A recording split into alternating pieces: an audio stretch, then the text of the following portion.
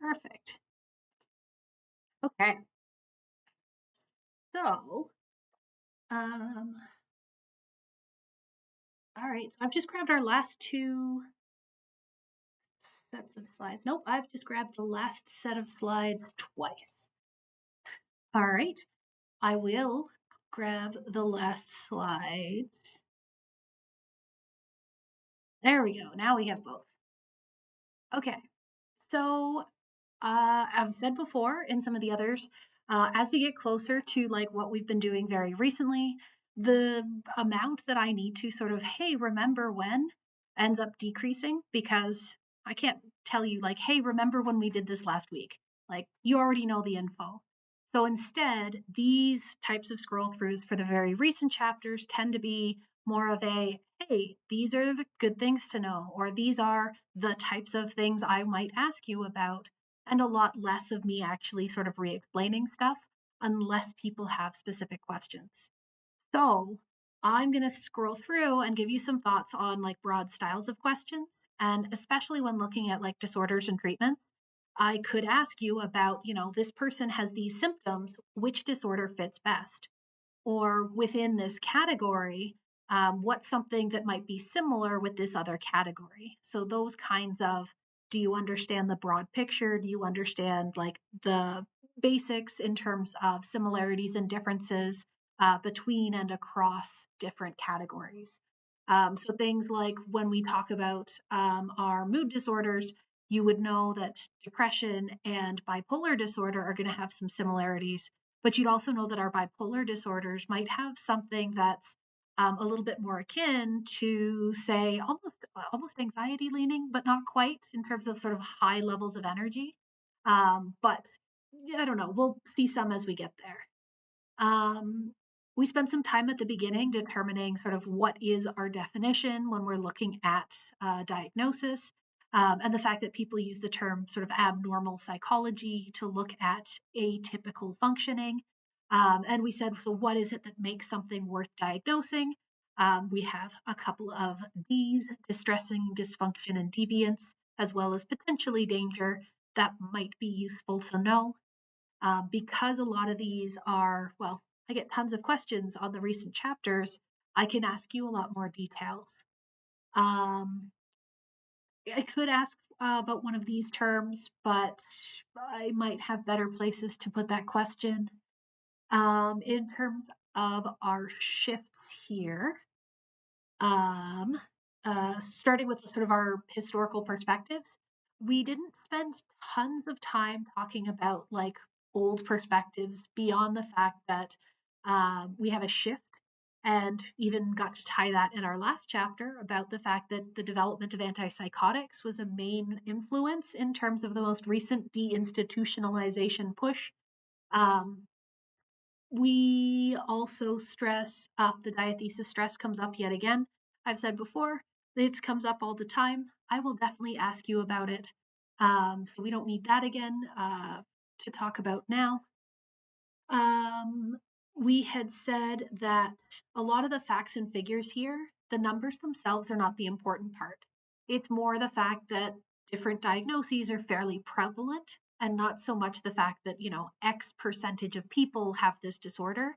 That's not what I care about. Again, a concept we've said before, reliability and validity being really important. So I could definitely ask you about that. In terms of the DSM-5, I wouldn't say ask you to memorize or be able to look up all 22 of our different categories, but I would need you to know which ones sort of we focused on and what is critical for each of those categories. So like anxiety disorders are relating to high levels of anxiety, mood disorders, and so on and so forth. Um, we see validity being a concern here again. So we could raise some ideas in terms of the difficulties with labels, which becomes relevant again in today's video. But yeah, most of this would be pretty big picture stuff, because there's other sections I could ask more specific questions. All right.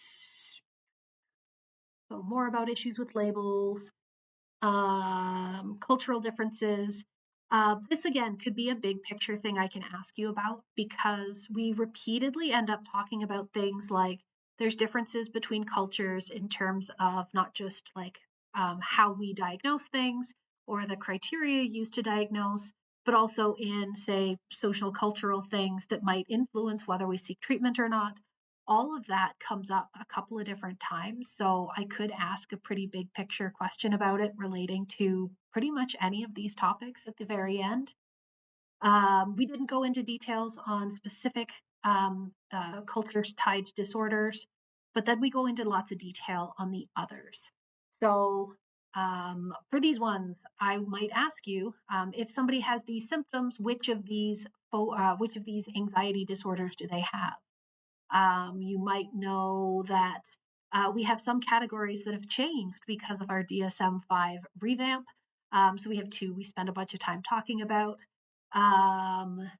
For the specifics in each of these, again, there's lots of parallels between multiples where you'll see fairly similar diagrams talking about physiological issues versus behavioral issues versus cognitive issues, and then even emotional, which could be tied to other things.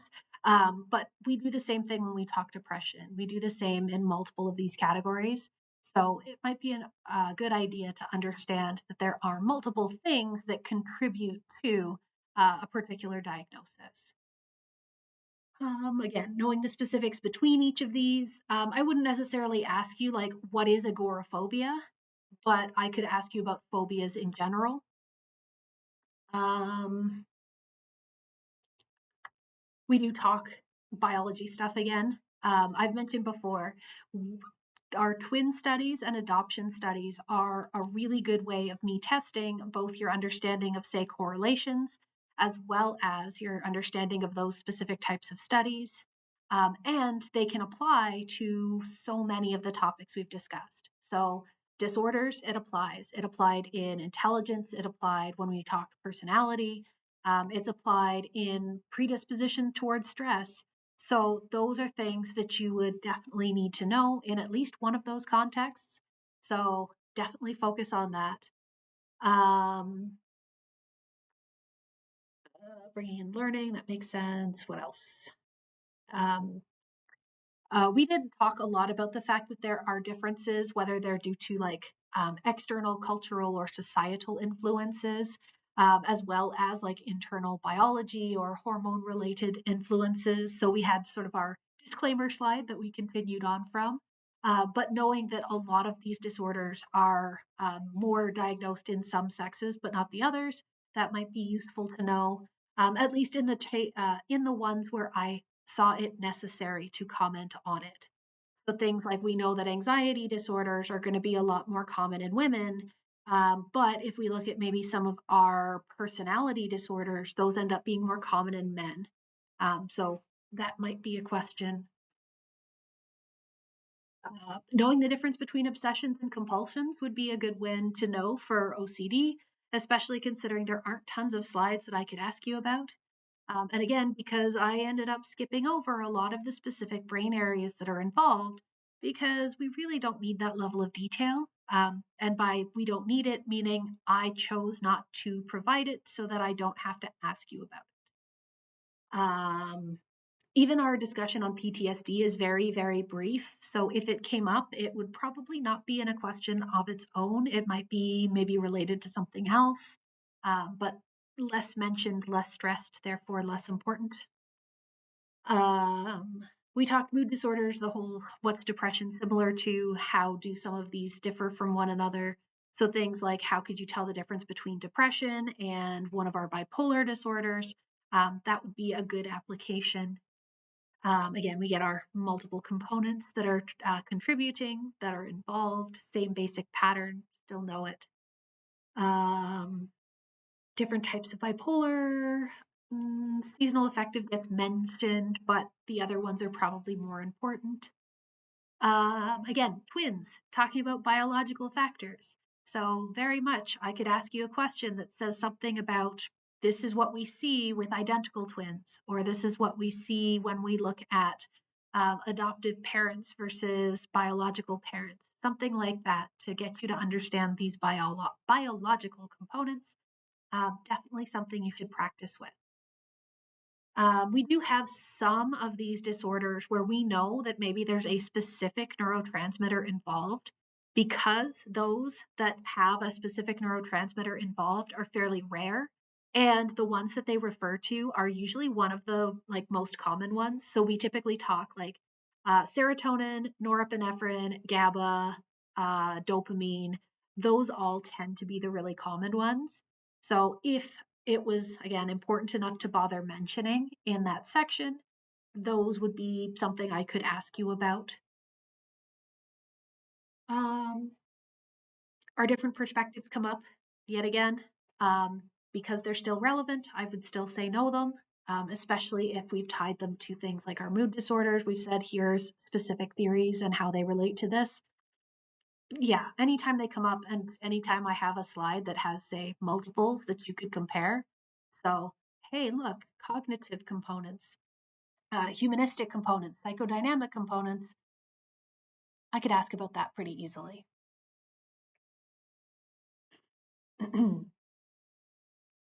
All right, we also talk environment. Again, we do this in most of them, talking about what we learn, what exposure in our environment can lead to, so on and so forth.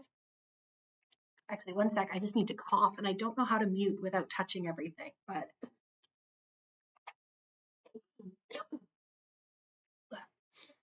I'm not even sure which microphone it's using, so hopefully that wasn't too loud. All right. The dissociative disorders, we spent very little time on these.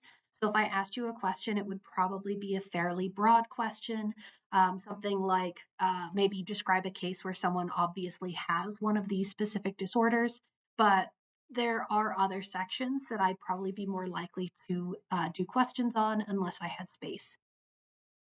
Our personality disorders, we talked about a whole bunch of these, so knowing the big differences between each of these would be a good idea. So how is somebody with a narcissistic personality disorder different from someone with borderline personality disorder? Those are the types of questions I'd probably ask here. With our list of them, we tended to skim past the last two because they're sort of similar to actual diagnoses in other categories. So we said that, hey, these first four are the important ones, and lists of four tend to be easy for multiple choice questions. The somatic system disorders, I spent more time talking about these in terms of how neat they are. Because we've mentioned before, like Freud's interest with things like hysteria, knowing that there are diagnoses that refer to, say, symptoms without a biological cause, that could be worth knowing. But more specific components are less of something I'd want to ask you about. Neurodevelopmental, we have two that we can talk about. Again, we just sort of talked about the very basics. We did talk about why it's called a neurodevelopmental disorder. And it does, like I could tie this with some of the other ones where we said that there's sex differences in diagnosis that are possible, as well as, say, different times when they might be diagnosed. Maybe I'd ask something like that, or just big picture. Somebody has these symptoms, would they fall in this category? But because we spent a little bit more time here than something like the somatic system disorders, I'd be more likely to ask a neurodevelopmental question. Then we spent tons of time on schizophrenia. And in this case, I could include schizophrenia as a possible sort of answer when asking, a person has these symptoms, what diagnosis? But I can also ask you way more detail on schizophrenia just because of how much we talked about it. So the fact that we have two different types of schizophrenia, knowing that there are things like our delusions and hallucinations as some of our pretty stereotypical symptoms of schizophrenia. We know that there are outdated terms that we acknowledged and then moved on from. But this is the part that I would be very likely to ask about, the difference between our type 1 and type 2 symptoms, as well as what that means for an individual with that type of schizophrenia. So a chart like this one is a pretty good thing to know. With a lot of the sort of biological components here, we have a lot of graphs where the graphs weren't the important part, but they did help illustrate the fact that we know there's a biological component. So, knowing the logic here of, say, if I talked about an adoptive study, or if I talked about a twin study or a family study, the ones that we keep bringing up over and over again, I could very easily use schizophrenia as an example for that, and you should be able to interpret it. So whether that's looking at something like one of these diagrams that shows that our identical twins who have schizophrenia are very likely to both have the diagnosis if only one has been diagnosed already. But the logic is going to be equivalent to what we've done in other chapters too. We do also know that dopamine's related. We know very strongly that dopamine's related, at least for our positive symptoms. So that would be really important to know. Some other things where glutamate might be involved in our negative symptoms too. Again, probably good to know. Knowing the tardive dyskinesia, that's also mentioned in treatments because that's one of those symptoms of one of our antipsychotic medication categories. Because it comes up multiple times, again, I could include that as part of a question. Lots of visuals where the images themselves are not the important part, but what they're telling us, showing that we have certain parts of the brain that might be over or underactive. That's reasonable to ask you about.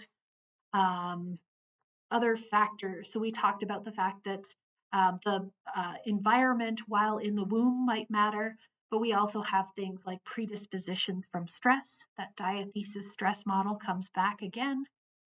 We have high reactivity, tying to personality type stuff would work here. Family environments also at play. So a lot of things to keep in mind. But yeah, again, basically, we spend tons of time in schizophrenia. There's lots of different things I can ask about there. So know it, at least to the level that I talk about it in class. All right, did I shake any questions loose with chapter 15 before we move on?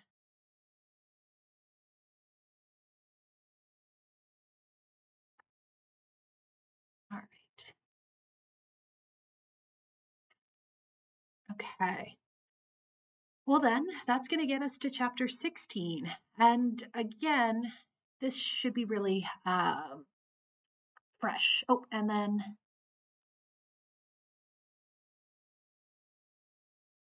okay. So, chapter 16 then. So we have, with our different treatment strategies, a lot of this ties into sort of some of the stuff that was kind of mentioned in the previous chapter about the disorders themselves. Some treatments are going to be specific to some kinds of diagnoses and disorders, but some of them end up being sort of only talked about in big picture stuff. It's another one of those. We only get a couple of slides to talk about some really complicated topics, so we're focusing on what we can. As always, I will only test in as much detail as I cover in the lectures. So there's a lot of stuff that I end up skimming over, which means I'm not going to ask you about what I've skipped. All right, and then I guess today's video went up not long before our lecture. I was having some issues getting that all finished, but that was the last one. There's just that one last video for today. And that covers that effectiveness at the end. But yeah, so big patterns, big stuff to note here. Looking at like the treatment process, this is more, if I tell you in a question that we have a client and a therapist, you know who I'm talking about. The ideas of sort of who seeks treatment and what kinds of things might interfere with that, and looking at timing and stuff like that, we spent quite a bit of time on that section. It also ends up influencing when we start talking about sort of the effectiveness of treatment and who is seeking treatment when. That all kind of bookends this whole chapter really nicely. So I could ask you a question. It's a little bit more broad where you'd have to understand why some people might not seek treatment right away when they start exhibiting symptoms. But it's definitely something we talked a lot about. As always, the numbers are not super important, so we don't really care which percentage of people is actually seeking treatment. But what we do care is that not everyone who needs it will seek it. And sometimes those who seek it maybe don't need treatment, or they seek treatment and they don't receive effective treatment. That's also a problem. And because we spend so much time about it, knowing those patterns is a pretty important thing. Talk about receiving. Um, this one here. So we have a nice long list of like, here are different types of mental health professionals. That's one instance where having a nice ordered list that looks like it theoretically could make a good question is something that we skimmed over so briefly that I wouldn't necessarily need it to be a question. It isn't important that you know that there are psychiatric social workers in terms of this test. This was more of a, I want you as people to know, but not so much you as students. So more, we would focus on sort of breaking down our psychological versus biological treatments, and then the fact that you can combine the two. And then we look at how effective they are. But yeah, um, this is another one of those diagrams that's very, very useful to have handy because it does a great job of giving us that roadmap. This is another one that I've said is from a different source, so not our textbook, but it lays stuff out so perfectly that I couldn't not use it. But this shows us our different types of behavioral approaches, cognitive approaches, humanistic, and psychodynamic. And once again, I could very easily tell you that a therapist prioritizes certain styles of treatment. So I could tell you the types of questions they ask or the types of things they're focusing on, and you would be able to identify which of these categories it falls into. You would also know that if I tell you that they use this type of therapy, but also this type of drug, that it would be a combination of one of these and a biological treatment as well. So there's a couple of things that I could ask you along this whole diagram. So definitely a good diagram to know. Getting into each of those treatment strategies, the same as before. When we're talking about a whole bunch of different things that we kind of blast through pretty quickly, can you tell me what is, say, special about each one? Can you tell me how each of them might be similar to others? So we have a couple of psychodynamic ones. How are those similar or how are they different? How are they maybe different from our humanistic type therapy? So try and identify those big differences, or if some of them have similarities, that would be good too. All right.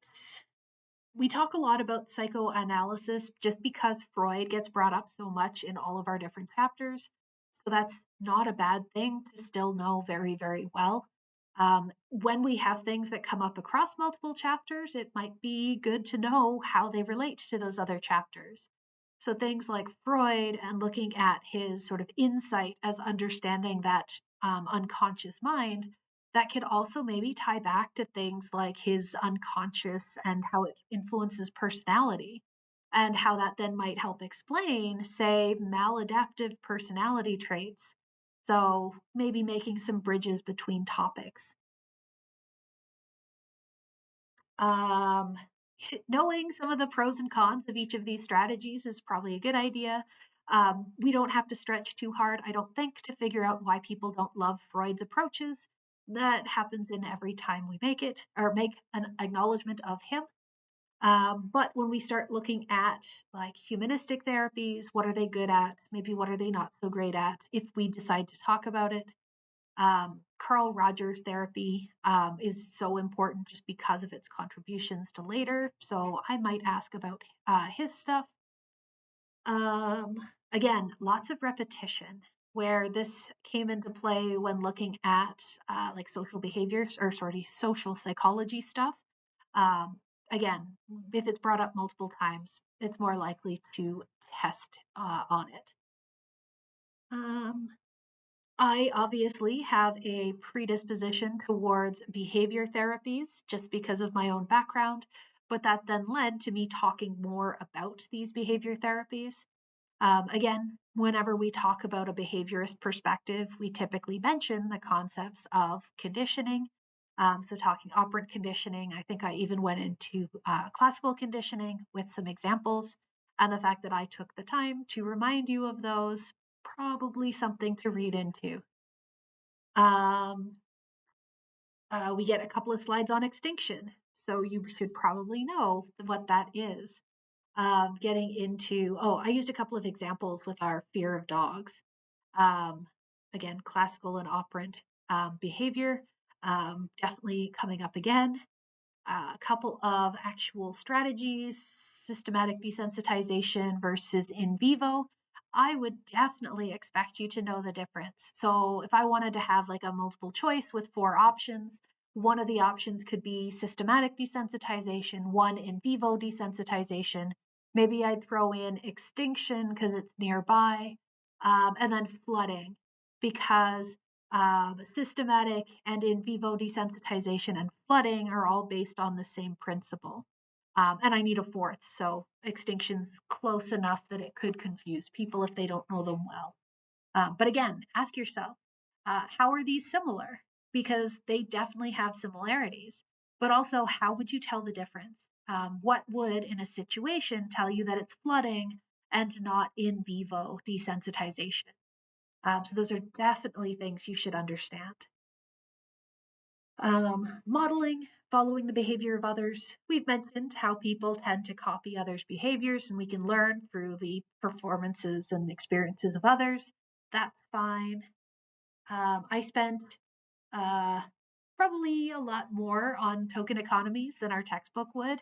But again, because it's something that's relevant to my own background, and also just some things where it's like, hey, this is another approach that could be used that's not always brought up. Getting into our cognitive therapies, we went over these very briefly. Again, way more detail exists than what we covered, but just knowing what's the difference between the two of them, what's similar between the two of them, meaning when we get into cognitive therapies, we're really focusing on the fact that maladaptive thought patterns are our biggest focus and problem. So how do they then try and fix that? A couple of different strategies mentioned, and then we moved on really quickly. With our psychoactive drugs, what are they? Um, Giving us a little bit of a refresher on some concepts in terms of how neurotransmitters work. In this case, I could ask you about an agonist or an antagonist, which would be broadly like, I'd say, drug X causes an increase in the activity of a neurotransmitter. What is it? You could then tell me that it's for sure an agonist. Or if I tell you that drug Y inhibits the cleanup of this neurotransmitter, then you also know that it's an agonist because we have the different ways that we can affect them to make them more or less active. So this was a section where you might want to go back and rewatch if you don't have a bio background or if you didn't do 104 recently, because I know that neurotransmitters and like diagrams like this can be really gross and messy. But if you sort of understand these 2 things make an antagonist and these 3 things make an agonist, and you're fairly comfortable with that, then you'd be okay to answer those styles of questions. But just because a lot of our drugs that we talk about, especially those antidepressants, are going to have a clear pathway of operation like these, it's definitely something I could ask you about. All right. And so, of course, our 4 types of antidepressants, that is 4 things that I could ask you about because we spent time talking about them. I could ask you, are there any similarities between them? Where most of these are going to target here, norepinephrine, serotonin. This one, serotonin. Did I only do? Oh, yeah. And then I said that these 2 are sort of also a thing, but not as common. So I could throw in a distractor in those 3. But that would tell us, hey, serotonin seems to be really important for depression treatments. Or if I said, what makes SSRIs different from these 2? It could be that it has not an effect on norepinephrine. It could also be that these are less commonly used and this is sort of the preferred. There's a couple of different ways I could get you to divide up those categories. All right. Antipsychotics coming up once again. We mentioned them back talking about schizophrenia. They come up again here, so you definitely need to know them. Talking about the fact that the old ones, the first generation of them, they were really effective. That's what pushed that deinstitutionalization, but it also had those potential really negative side effects with tardive dyskinesia. And then we said we got the improvement where the next generations were even more effective, but less harmful, which is best on both counts. And we're starting to get a little bit more specific in how we can target this. But again, the issue with our symptoms of positive and negative schizophrenia having very different sources, that is why these drugs aren't always sort of efficient across the entire category. Very briefly, we talked about anti-anxiety drugs and mood stabilizers. For these, as usual, like the specific names, like knowing that lithium is a mood stabilizer, that's not the important part. But if I told you that somebody is taking lithium, which is a mood stabilizer, what are they likely taking it for? We'd know that mood stabilizers are linked to especially bipolar disorder. So that would be something I could ask. But I wouldn't say like what do lithium use to treat? Not as fair.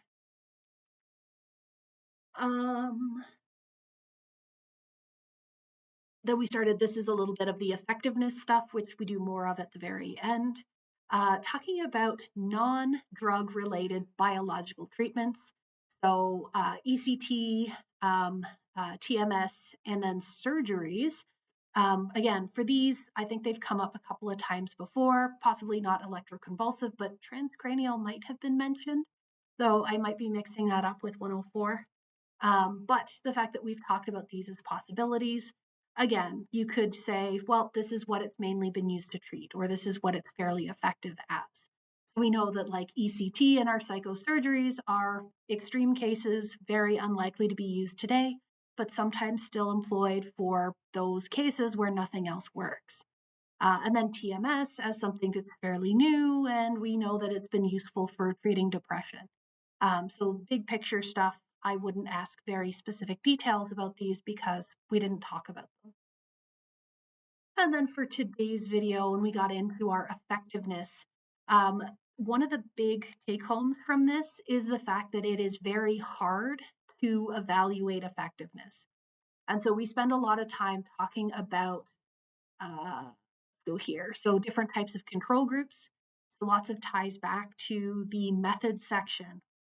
So compare our experimental group to a group that doesn't get any treatment, to a placebo control, or to some other type of experimental group as a control, knowing that and understanding why it might be useful to have these types of controls. That would be a good way to carry forward older information, but also apply it to what we've discussed here. We spend a lot of time about things that might look like treatment is being effective, but they are not. So if I could frame a situation where somebody's symptoms are improving, and I give you a hint that maybe something else could be going on, do you know that it's not always the treatment that's making them better? And then I go off on talk about things like it's hard to quantify things that are not strictly controlled in a lab setting. So we have a bunch of those types of considerations. So I could ask a big picture question about why it might be really hard to determine that a new drug is effective or not. And a lot of that ties back to all the stuff we talk about here, where it's really hard to actually do a proper randomized clinical trial.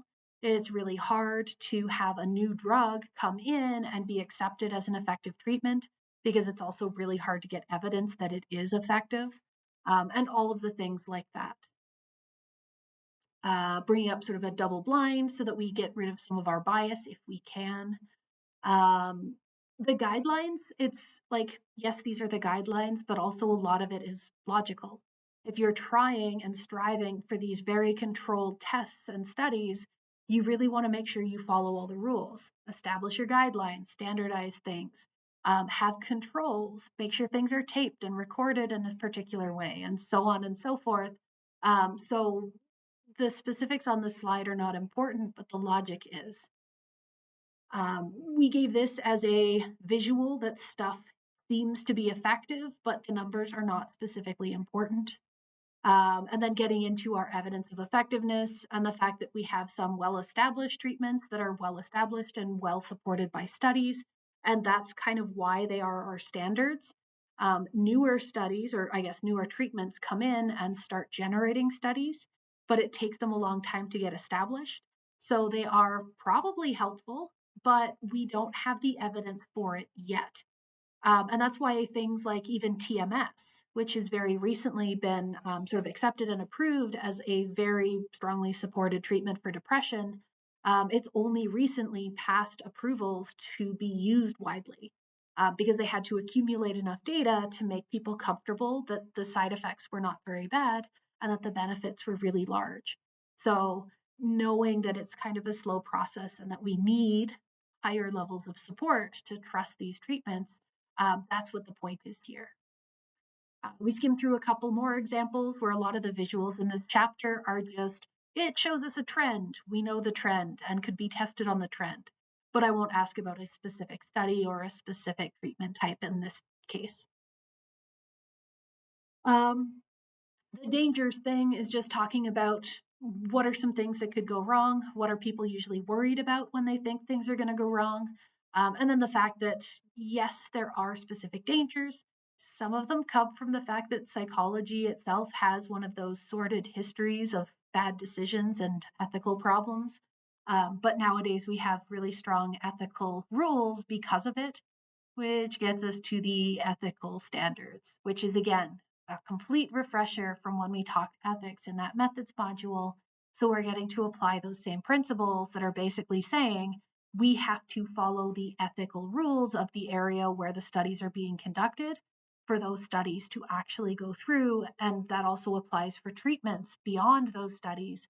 So once we know that something's effective, we have certain sort of standards, certain expectations for how we should use that knowledge.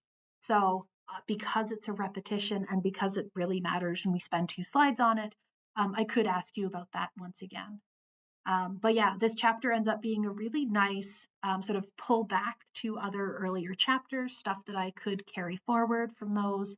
But yeah, also kind of a big picture at the end. Here are some ways of treating, but also kind of letting people know that things are not necessarily as clear cut as we'd usually like to talk about, especially with treatments, because our take home is we're not sure if they're all effective and it's really hard to tell. But whatever it is, that's the end.